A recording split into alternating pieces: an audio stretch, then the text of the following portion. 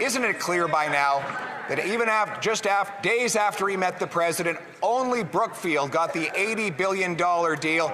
Is that what he meant when he promised he'd negotiate a win? A Bank of Canada advisor just admitted the truth and completely obliterated all of the lies that we have been sold, the lies that are still being peddled today.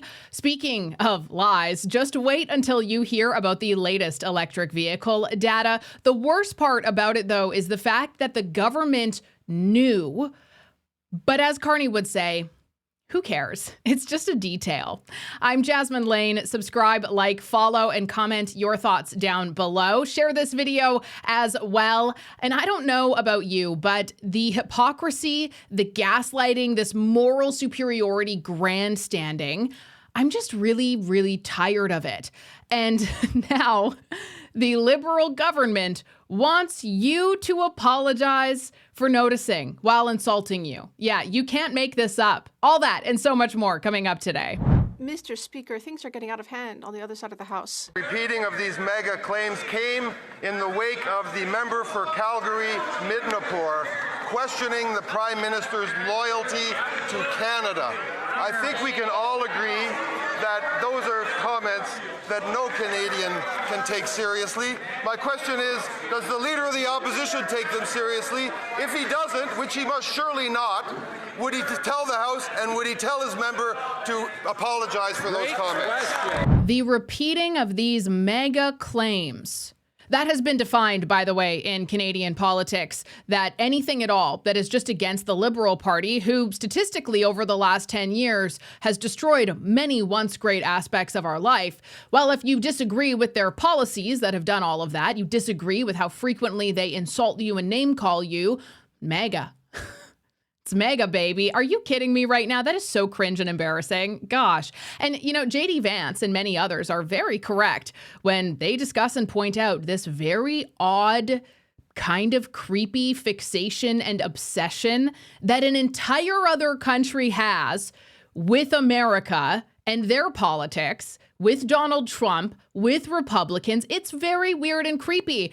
And I do have to say, I unintentionally joined in making something go ridiculously viral over the weekend because X has this new feature where you can see where an account is based in. And I did some digging and I discovered that, you know, Maclean's magazine, CBC News, the own Liberal Party of Canada, all of the loudest, your MAGA, anti-Donald Trump, anti-America, pro-Mark Carney, every single one of them. They're all based in America. Yeah, they sure are. You want to know who isn't, though? The Conservative Party of Canada, as well as the Bloc. I'll give them credit there, too. And there's a couple different reasons behind why this may be the case. Here's one of them. Well, this is rich. The Canadian Liberal government has championed some of the strongest online regulation policies in Canadian history, including the Online Streaming Act, Bill C-11, Online News Act, Bill C-18, and proposed online harms legislation. These measures create strict expectations for online digital platforms, publishers, and political advisors. However, the Liberals' official X account, Twitter account, is registered and administered in the United States, placing it outside of Canadian regulation, much like when they moved Brookfield headquarters from Canada to New York.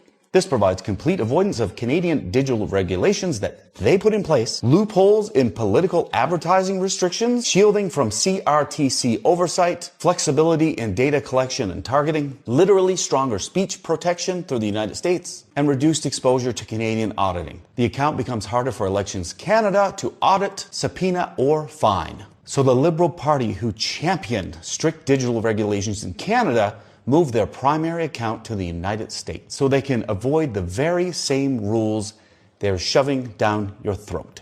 I actually came across this post from Canada Proud where it said, if Donald Trump told Netflix and YouTube that they had to promote content he considers to be American while hiding content he doesn't like, liberals would call him a fascist.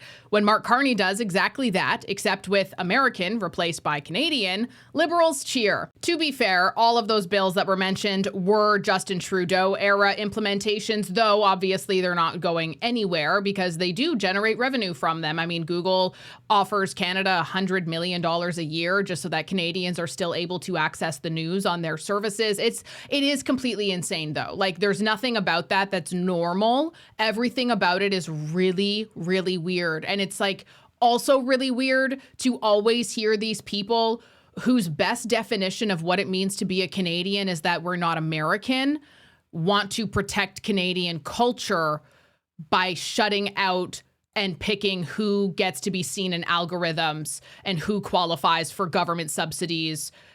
The whole thing is bizarre. Now, is there something incredibly nefarious going on with all of these left-leaning accounts showing up as based in the United States?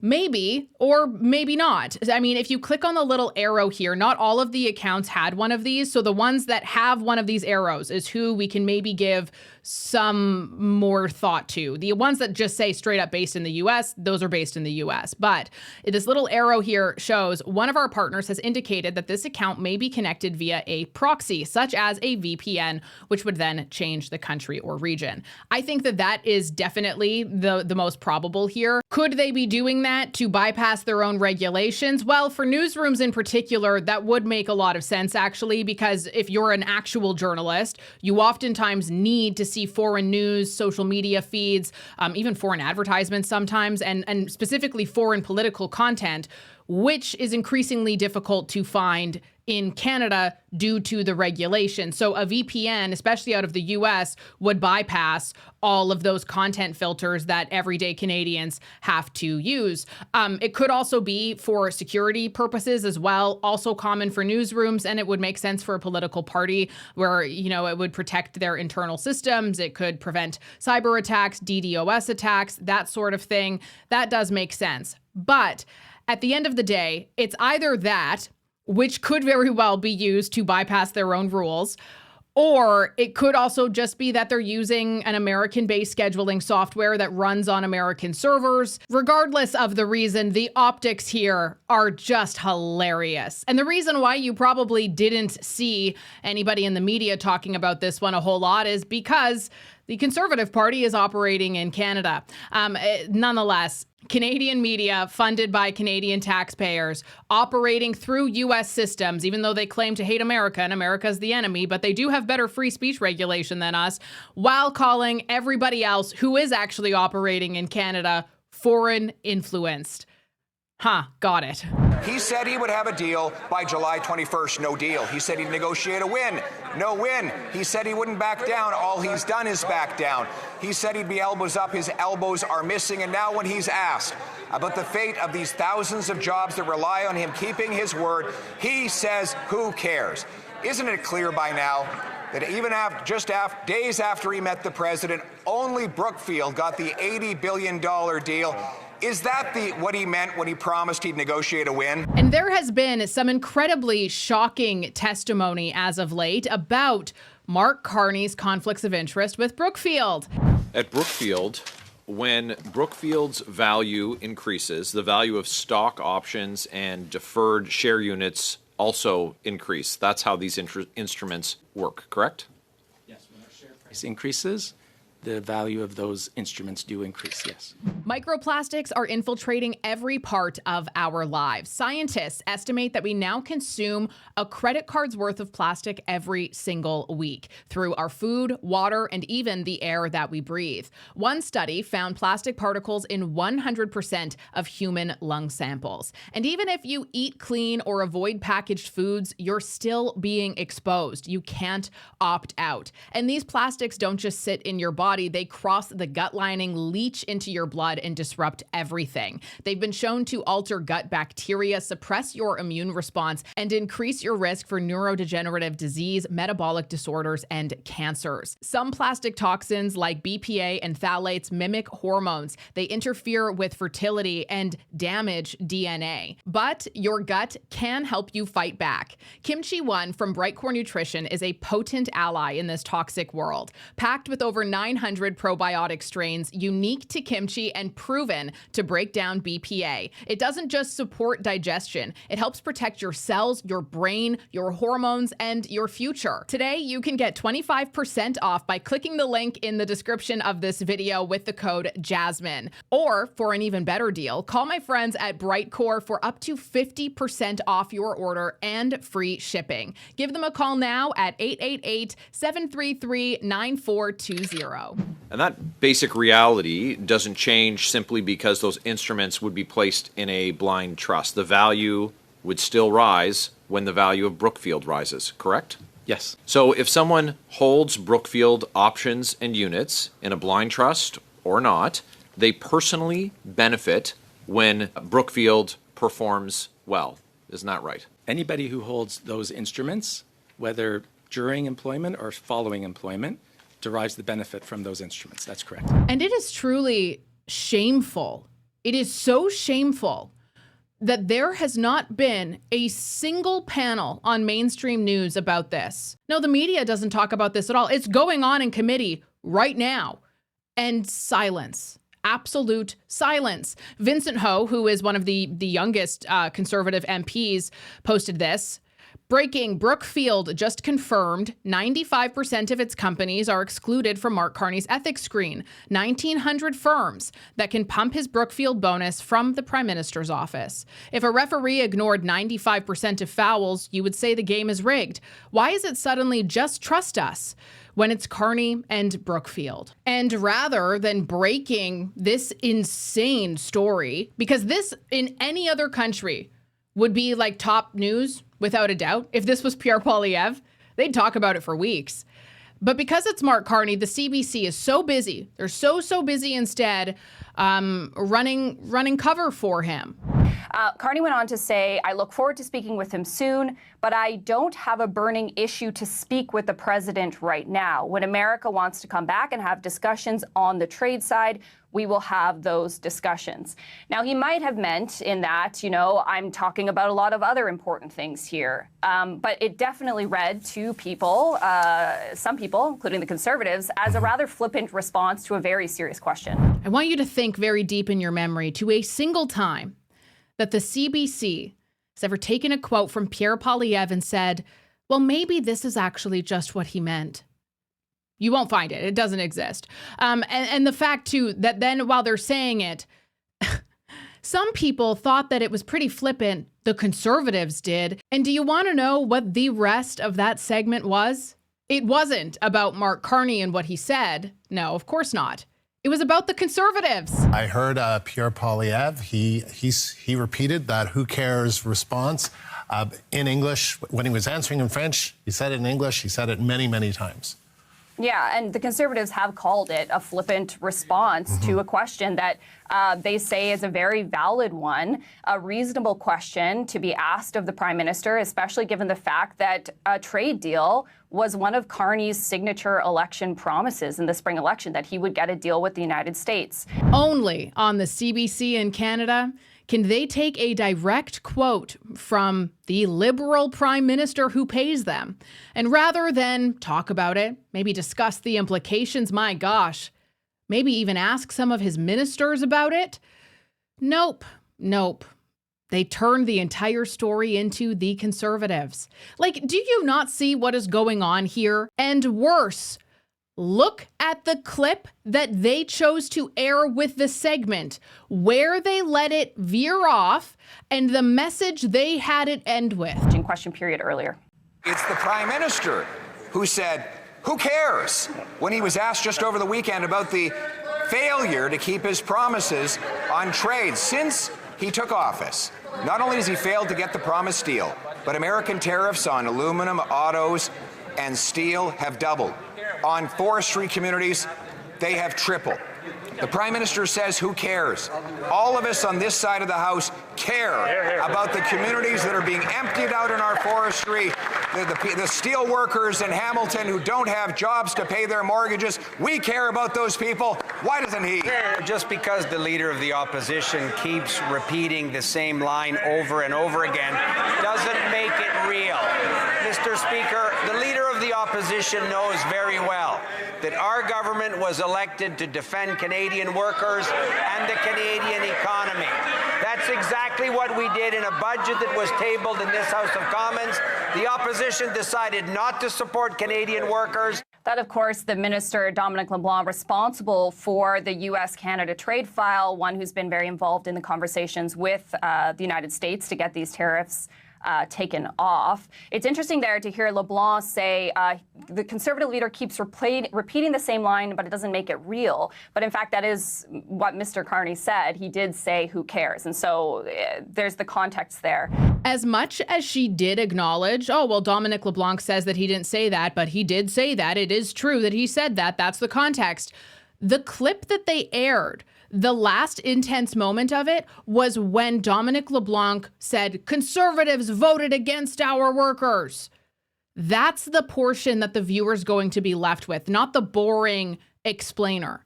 Why did they include that portion of it when it was completely irrelevant to the story at hand? I lived in a forestry town. I know what it feels like. I know how important these workers are. That's why we've announced $1.2 billion in support. That's why we're meeting with the leaders of the industry today, and that's why we'll be announcing another set of supports for the industry later this week. We have a trade war, Mr. Speaker. He should wake up. It doesn't really matter how much you yell. Your rebuttal collapses the second that you introduce facts into the equation. Because to say, we have a trade war, Mr. Speaker, Mark Carney literally just said, who cares? He just said that when asked about the Trump US-Canada file. So the government is downplaying the crisis, dismissing questions, they're avoiding transparency, and they're also telling reporters, it doesn't matter. It's not a big deal. I have so many other things going on. I don't care. So don't you dare scream, wake up one day after your own prime minister shrugged off the entire file. That's actually absurd. It's one or the other. Either we care or we don't. Pick one and move on with it, okay? Also, to announce, this one just drives me nuts in terms of like corporate subsidies, corporate welfare. We've announced $1.2 billion in supports for workers. Wow, what a classic thing for Ottawa to do. When government policy hurts an industry, they don't fix the policy. No, of course not. They just announce more money. Not a single thing about that is a solution. And support packages certainly don't fix market access, repair broken trade relationships, reopen U.S. negotiations and get those tariffs removed. They don't change the structure of anything. And they definitely do not revive investment confidence. Quite the opposite. You don't subsidize your way out of a trade war. You put on your big girl pants, you go to the table, you say, here's what we're gonna do. Sorry for being so mean to you. We just really wanted to win the election. He was, of course, referring to Canada's productivity issues. So two very clear warnings that we're hearing from the Bank of Canada. And then, of course, your colleague, Mr. Vincent, as well, the external deputy governor of the Bank of Canada, said deep down Canada's affordability problem is really a productivity problem. If we want to make things more affordable, we need to raise our income, and the way to grow our income is by increasing productivity. So just so that Canadians understand that productivity means their standard of living, really, when we talk about it. So do you feel that enough is being done? And in fact, actually, you mentioned our productivity was great in the 60s and 70s. So would you say that Canada is doing enough to return us to that 60s, 70s productivity, or should we be doing more? And if so, what should we be doing? Things that this is a multifaceted problem, and there's many things that need to be done to resolve the issue. And so in these speeches, we've highlighted several of the things that have contributed to the slowdown in productivity, but also at the same time can benefit productivity growth going into the future. And so, for example, a few of these things are, it was mentioned in the last session, the regulatory burden in Canada has increased dramatically. StatsCan produced a paper on this, noting the rapid rise in regulations over in the pre-COVID era, and this has reduced the level of investment in the country. And so the question then becomes do we have the right amount of regulation? What can we do to make regulation as effective as possible and making sure that it enhances the ability to invest? So for example, that would be one thing. Another thing that was mentioned, issue that was mentioned in Caroline Rogers' speech was the need for the link between competition and productivity. And so we know that overall competitive markets tend to be positively correlated with innovation and investment, and therefore with productivity. And so the OECD has written on this subject for quite some time about the issues facing competition in the Canadian economy and what measures they propose. We're not the ones proposing measures, but they propose measures, and think about how you can enhance competition inside the Canadian economy. And in particular, it's important to make sure that the competition, there's innovation, investment, and productivity growth when you target certain industries, certain sectors, which have network effects inside the economy. They can be particularly beneficial. The government knows that their own policies, their own poor handling of the U.S. relationship has now caused real economic damage. So, there's no amount of, we're going to give you some subsidies that's going to fix anything about that. This is 110% a government failure issue. Own it and let's move on already, okay?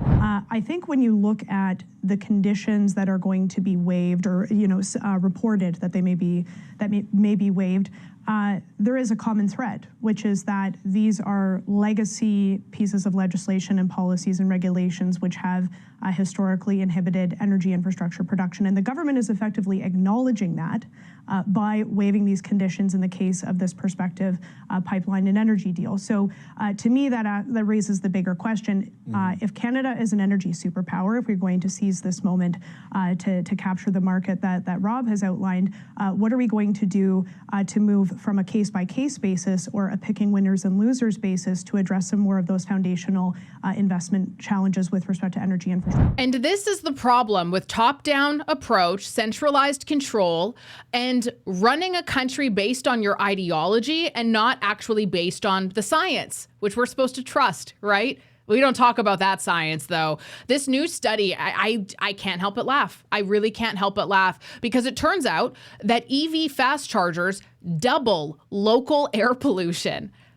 Yeah, they actually have spikes up to 200 higher than gas stations. And it's not necessarily the chargers themselves. It's actually the cooling fans that blast brake dust, the tire wear, road dust, and grime straight into the air because EVs are significantly heavier as well. So there's a lot more wear and tear that's going into the atmosphere there. And it's just really funny to me that this was pushed by people like Mark Carney. His wife, even his daughter Cleo, is involved in the same green grift. To fix pollution, net zero, this is good for the environment, and you're a bad person if you don't think so. You're a denier if you don't think so. Meanwhile, the science has come out, and it's actually almost worse than traditional vehicles. Yet, nonetheless, governments do still count them as being net zero, which is hilarious because clearly they are not, very, very far from.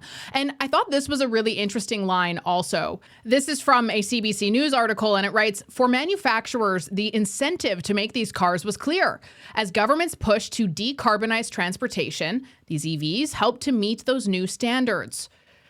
A lot of early plug-in hybrids that were on the market were really compliance cars, he told CBC News from Oslo. They were either to satisfy environmentally stricter California regulations or European vehicle CO2 regulations to try and allow automakers to comply with tightening targets. So again, force. You will do as we say because we tell you to, not because you choose to, not because you want to, and not because it's an alternative. Quite the opposite, actually. And nonetheless, we still have all of these targets in place. Ooh, gross. I'm Jasmine Lane. Subscribe, like, follow, comment your thoughts down below, and share this video as well. I'll talk to you tomorrow.